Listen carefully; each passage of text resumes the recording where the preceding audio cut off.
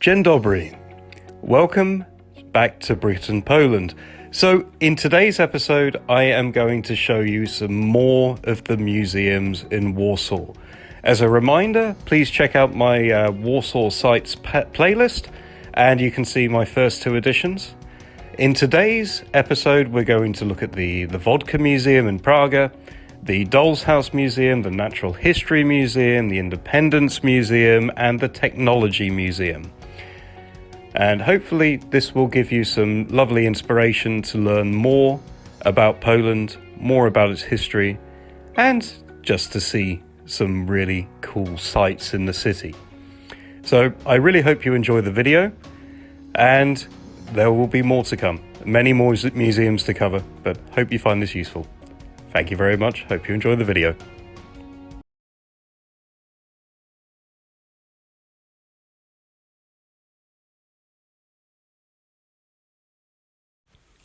Welcome to another Brit in Poland production. If you enjoyed this video, please give me a like, I would really appreciate it. And if you're interested in learning more about Poland and seeing the sights, the history, the customs, what it's like to live here, then feel free to subscribe. And if you want to contribute to this channel, please feel free to contribute to my Patronite account. Information is in the comments. Otherwise, please enjoy the video. So the first museum we will go to is the Polish Vodka Museum. There are actually two of these in Warsaw, but this is perhaps I don't know, it's the one I've been to. Some people say it's a bit of a tourist trap, but I actually think it's a pretty decent place. So it's actually located in what was originally a 19th century neo-Gothic building in Prague, in Konieczny Square. And it was formerly Warszawska Wytwórnia Wodek Konieczny Vodka Factory. And the recipes for Wyborowa and Luksusowa vodkas were created here. And the museum takes you through the 500-year history of vodka in Poland. And it is full of interactive exhibitions. It's a lot of fun, wonderful audio tour, apparently 7 languages available for that. And it's just a wonderful visual delight. You learn about the history of Jan Pistorius and his distillation equipment, which allowed 85% of pure alcohol to be obtained from the process. It has a collection of bottles from different eras, including an unopened J.A. Bakuszewski cherry vodka from the 40s. At the very end of the tour, you are greeted with a lovely taste testing. So you get to sample the difference between wheat, rye, and potato vodka. And no, not all vodka in Poland is made from potatoes, contrary to popular belief. And it also discusses things like the role of vodka in politics. And you get to visit a virtual laboratory of a medieval alchemist. Polish vodka is actually said to be dating back to the 8th and 9th century. And the original word for vodka in Poland is gorzałka, which means burning water. Now, the next museum is actually split into 2 parts, and this is the Dollshouse Museum. So we're going to start with the small exhibition, which is located kind of deep into the old town, where you can see like a variety of different toys, primarily focused during what was available in the communist era. It's only a small exhibition, this one. But when you purchase the ticket for this, you also get the entry fee to the main Dollshouse Museum here.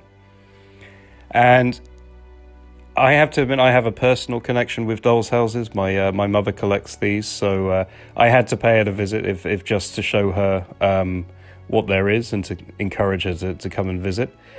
But there are actually 150 different Dollshouses present in this museum, covering different eras. And they come from Poland, from Germany, Britain. I think there was one from Japan. The largest doll's house there is about 1 meter square, so it's a pretty big doll's house. This museum used to be housed in the Palace of Culture and Science, but has now been moved to just outside Old Town. And you'll find, houses, shops, schools, hospitals, hairdressers. There's a bit of like a religious area as well. So quite a variety of different things to see here. The oldest doll's house in this collection is over 200 years old. And the collection is mainly from a private collector, Aneta Popiel-Machenitskas. I don't know much about her, but she obviously loved doll's houses. And you have a wonderful variety to see. It's maybe not the biggest museum in the world. You depending on how much attention to detail you want to go into, you're probably looking at spending about an hour or so in here. But as you can see from the video, there is a lot of craftsmanship, a lot of artistry on display. And it's just a lovely little thing that you can see in Warsaw. So I would recommend it. I think it was only about 25 zloty entry fee. But for sure, it's a nice little place. And again, this is the end of the tour, the little religious bits and pieces. So the next museum is the Museum of Evolution, or Natural History.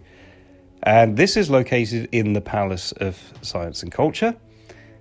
It was actually founded in 1968 by a Professor Zofia Kielan-Janarowska, and originally was just including an exhibition of dinosaurs obtained from the Gobi Desert.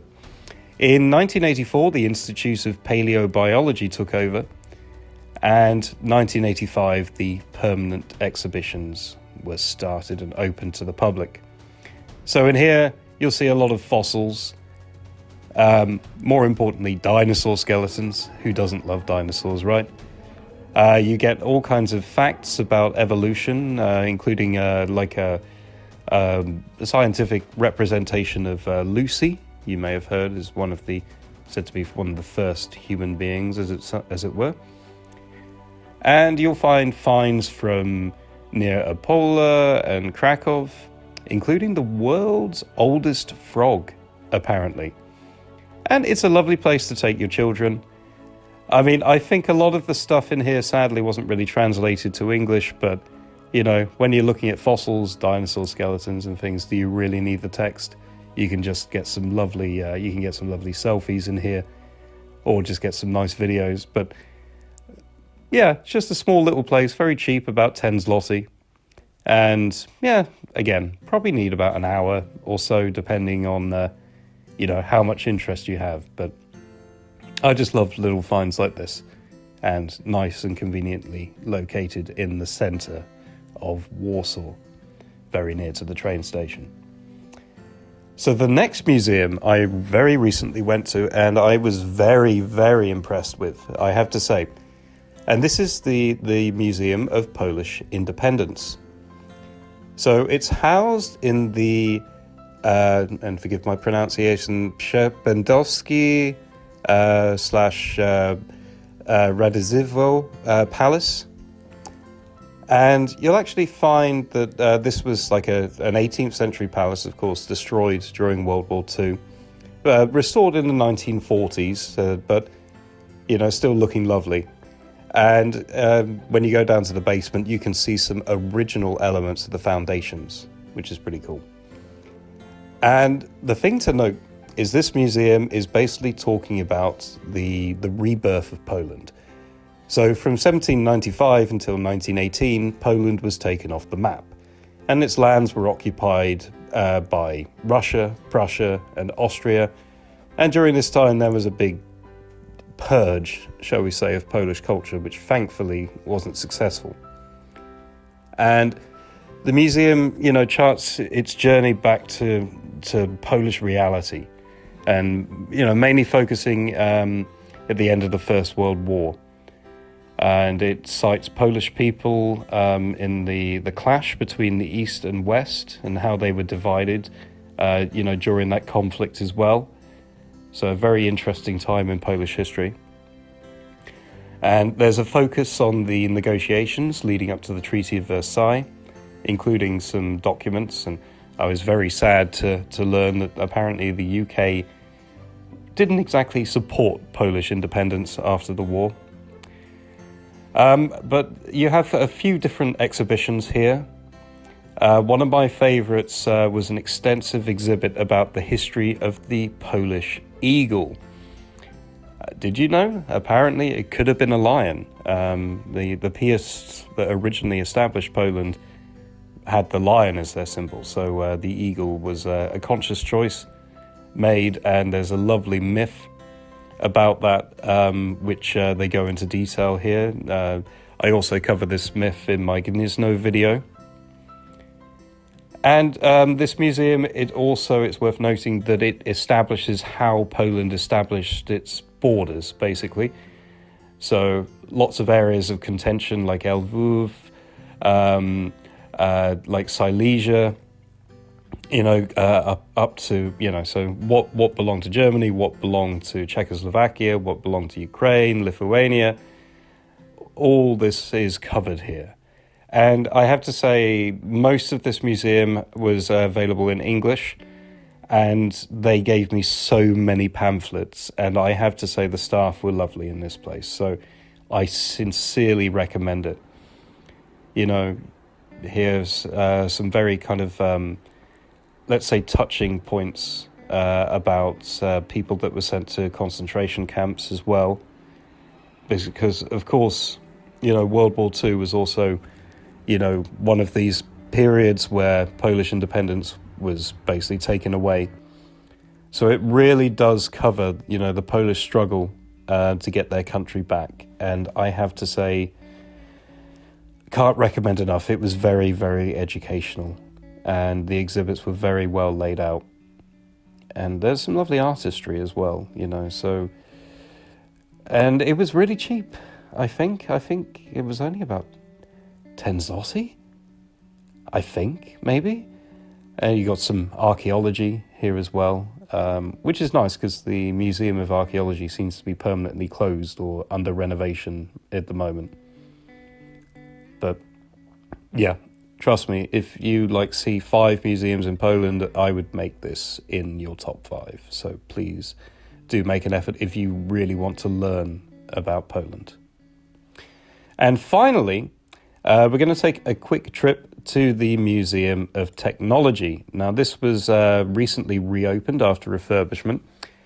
And again, it's based in the Palace of Culture and Science. So this building's used quite extensively. There are 2 main exhibits basically going on. And the first one that you really get to once you kind of get up the stairs, is about the history of computers. So it's not exclusively about Polish technology, but of course, Polish inventors are referenced here.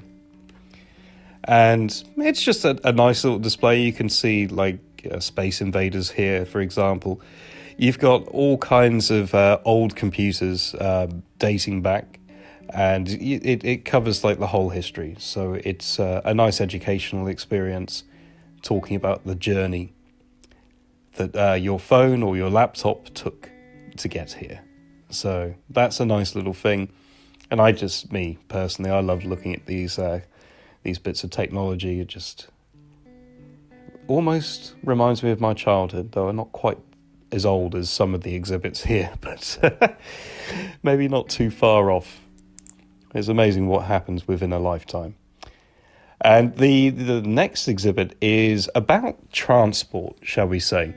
So you have the history of the wheel that greets you when you enter. You have a lot of the kind of maritime history. So you see examples, models of old Polish ships, frigates and such. This, I think, was a very famous ship, which I can't remember the name of, sadly, right now. But again, some nice models, some nice explanations, plenty of stuff translated into English. So, it's very tourist friendly. And then it also goes into, bicycles, motorcycles, horseless carriages. So you see all these wonderful examples here. And yeah, look at this. I mean, wow, imagine driving that around. And then it also goes into like motor cars as well, and a bit about airplanes, about blimps, about airships. So, yeah, I mean, it's not the biggest museum in the world. I don't think it was too expensive, maybe 15, 20 zloty, something like that. It's a nice thing. It's a good place to take your children, I'd say, or if you're curious about some of the old Polish cars. And of course, it wouldn't be a Polish museum without some tragic story, which I shouldn't say lightly, but you just kind of get used to tragedy in Poland. But I really hope that this video has been useful to you, and you've been given a nice glimpse of some of the museums on offer. As a reminder, please do like the video, please do subscribe. Thank you very much.